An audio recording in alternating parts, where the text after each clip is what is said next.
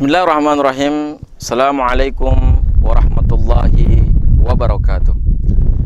Innal hamdalillah nahmaduhu wa nasta'inuhu wa nastaghfiruh. Wa na'udzu billahi min syururi anfusina wa min sayyiati a'malina. May yahdihillahu fala mudhillalah wa may yudlil fala hadiyalah. Asyhadu an la ilaha illallah wa asyhadu anna Muhammadan abduhu wa rasuluhu la nabiyya ba'dah.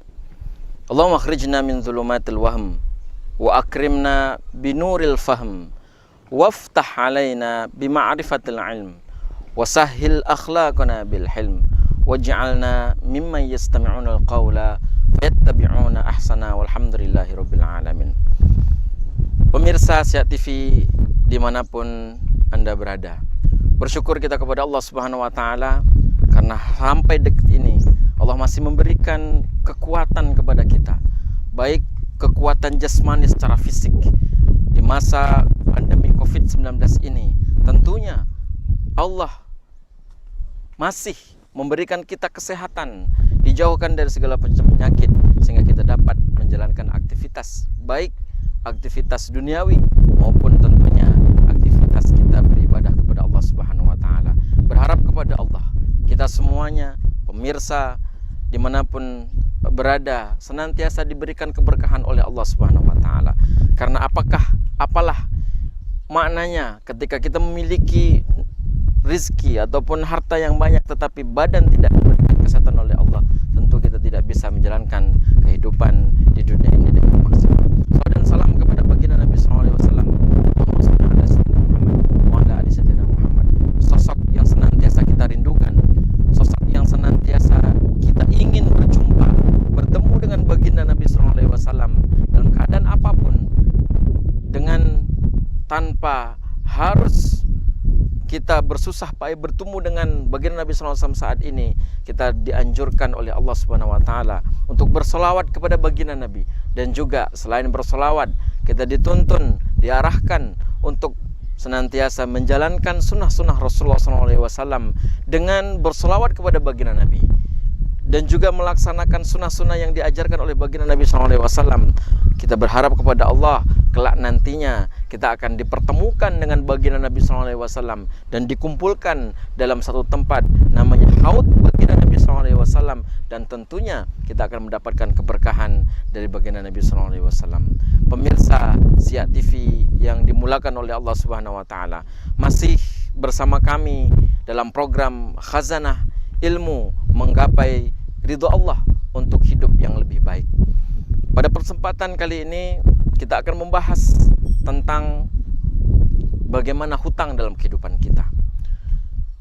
Sebagai manusia, kita tidak akan terlepas dengan kebutuhan, baik itu kebutuhan primer, kebutuhan sekunder, dan bahkan mungkin kebutuhan yang untuk memenuhi hajat daripada nafsu kita.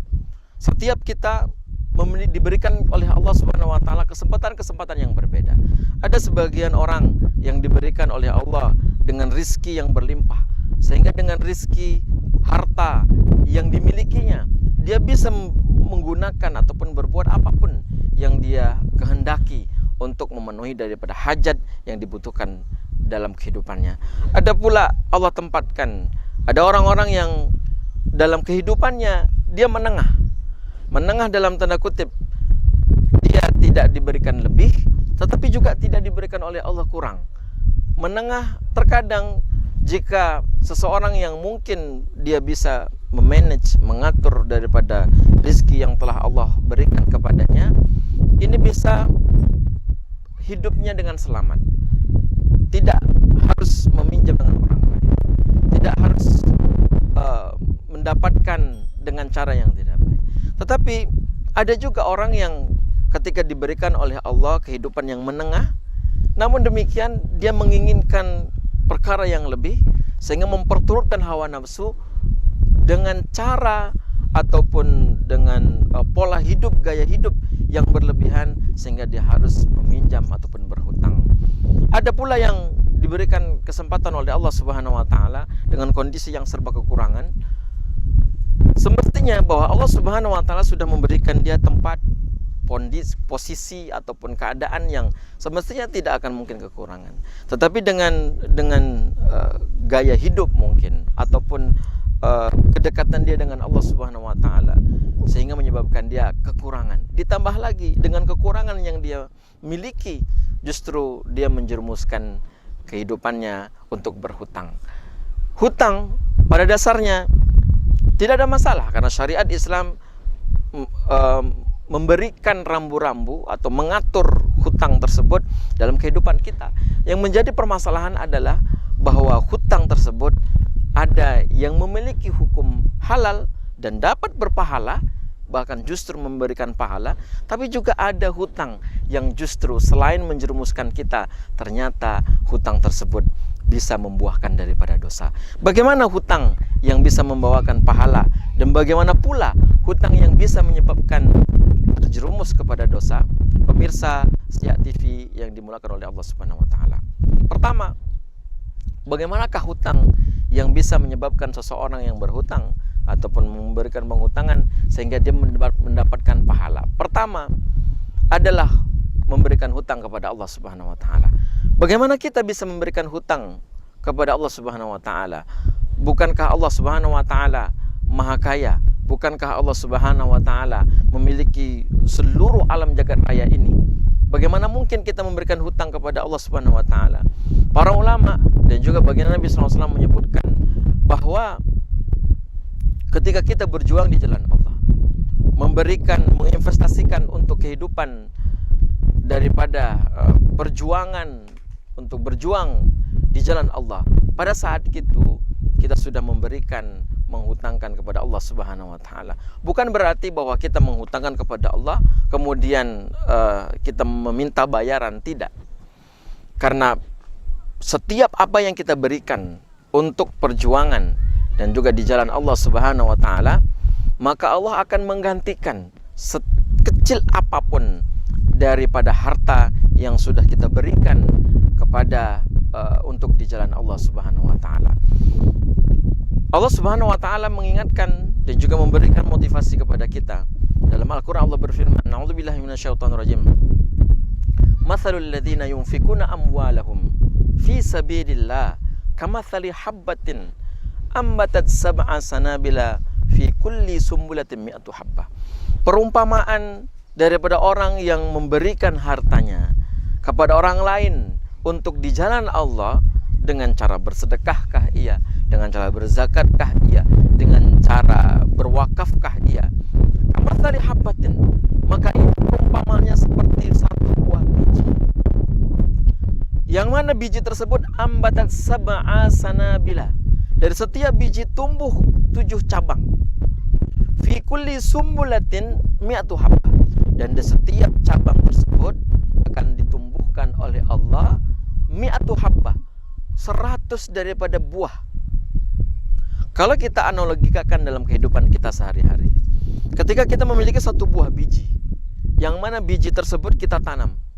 Setelah kita tanam, kemudian dari biji tersebut tumbuh 7 cabang. Kita bisa bayangkan kalau seandainya kita menanam satu buah kelengkeng, atau satu buah pohon mangga, atau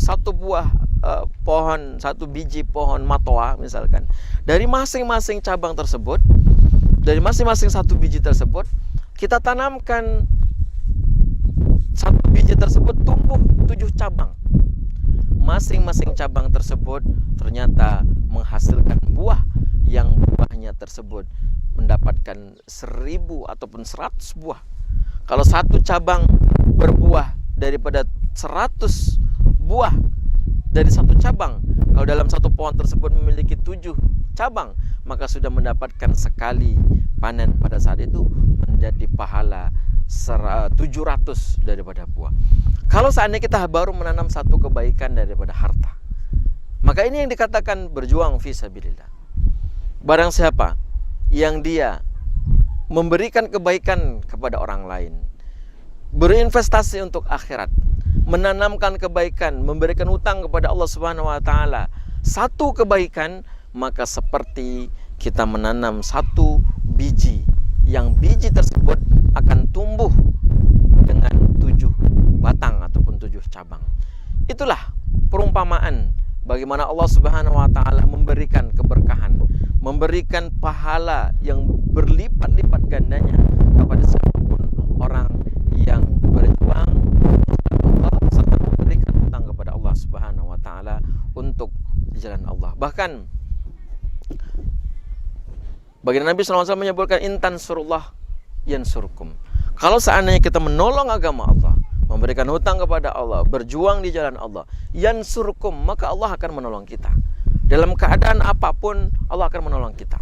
Karena orang yang memiliki kedekatan dengan Allah Subhanahu wa taala, dalam agama kita disebutkan dengan takwa. Orang yang bertakwa, Allah sebutkan dalam Al-Qur'an, wa may yattaqillah. Barang siapa seseorang yang dia bertakwa kepada Allah Subhanahu wa taala, yaj'al lahu makhraja. Allah berikan jalan keluar setiap masalah yang kita hadapi.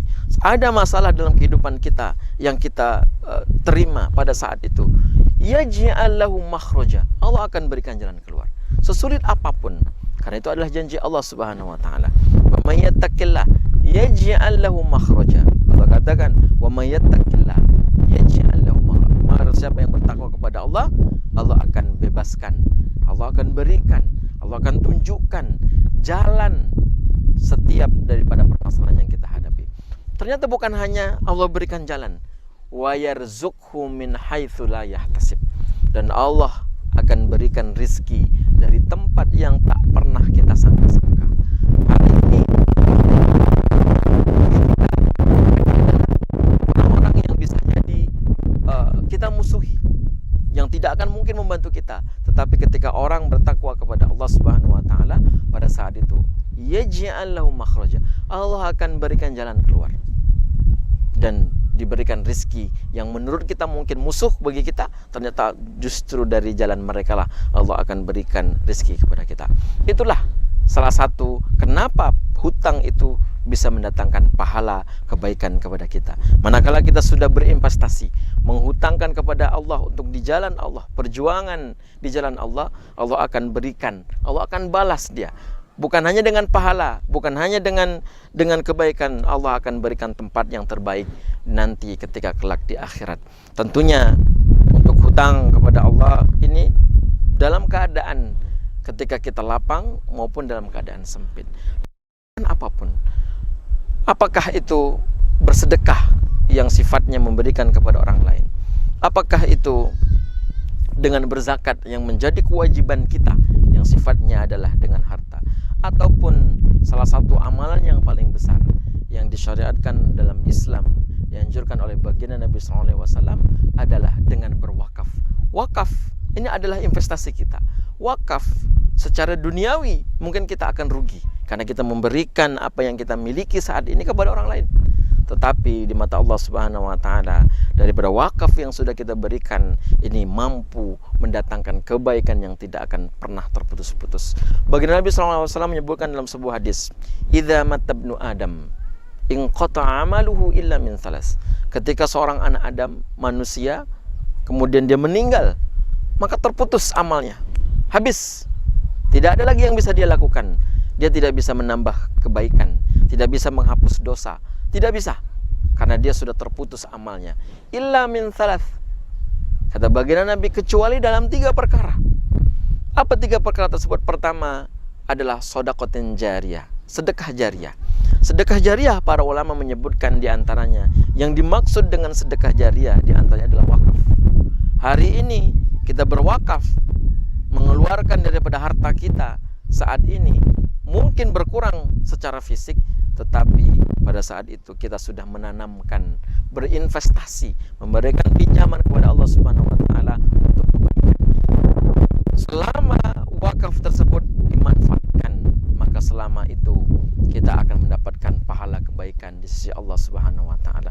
Meskipun hari ini kita sudah meninggal, kebaikan, manfaat daripada wakaf tersebut masih terus berjalan, maka selama itu kita akan mendapatkan kiriman pahala kebaikan dari Allah Subhanahu wa taala.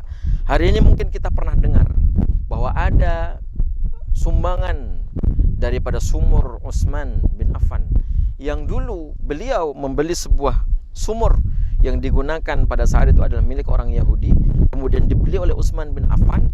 Dari sumur tersebut seluruh umat Islam yang ada di mana pada saat itu mengambil manfaat daripada sumur tersebut, dan sampai detik ini sumur tersebut dimanfaatkan dan dijadikan dibangun di situ sebuah hotel, dan dari hasil pembiayaan hotel tersebut ini mampu mensejahterakan perekonomian daripada umat Islam yang membutuhkan. Ada bangunan sekolah yang mungkin butuh dibangun, ada jalan-jalan menuju ke masjid yang harus dibangun, ada fasilitas-fasilitas bagi kaum-kaum duafa yang tentunya mendapatkan perhatian. Inilah yang disebutkan shadaqatin jariyah, sedekah jariyah, yaitu diantaranya adalah wakaf yang senantiasa akan mengalir terus pahalanya kepada kita meskipun kita sudah berada di alam barzah ataupun sudah tidak ada di dunia. Pertama, bahwa hutang yang mendatangkan pahala adalah berhutang kepada Allah Subhanahu wa taala. Kemudian, bagaimana hutang itu bisa mendatangkan pahala?